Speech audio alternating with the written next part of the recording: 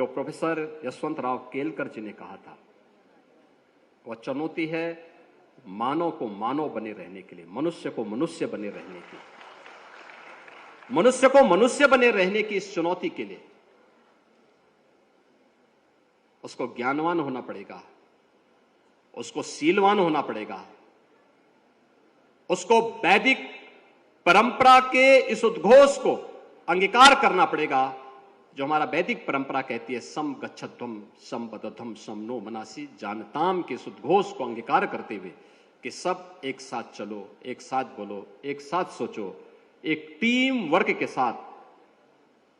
एक धर्म के बारे में, राष्ट्र धर्म ही हमारे लिए सर्वोपरि धर्म है और यही एक लक्ष्य लेकर के जब हम चलेंगे तो हम मानवता के कल्याण का मार्ग प्रशस्त कर पाएंगे। याद रखना, राष्ट्र धर्म के मार्ग में जो चुनौतियां हैं, उन चुनौतियों का सामना परस्पर एकता से ही संभव हो पाएगा। परस्पर एक दूसरे की भावनाओं का सम्मान करते हुए ही हो पाएगा और अखिल भारतीय विद्यार्थी परिषद को इस ऊर्जावान शक्ति के बल पर, छात्र शक्ति के बल पर,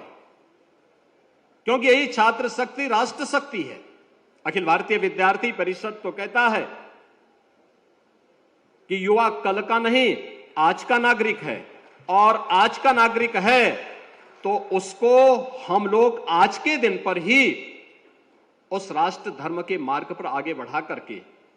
देश के यशस्वी प्रधानमंत्री ने देश के सामने देश की शताब्दी वर्ष के लिए जो टारगेट तय किया है, कैसा भारत चाहिए, वह विकसित भारत, विकसित भारत के लिए आत्मनिर्भर भारत,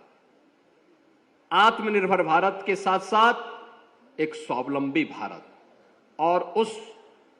स्वावलंबी, आत्मनिर्भर और विकसित भारत की परिकल्पना को साकार करने के लिए हम सबको मिलकर के कार्य करना होगा।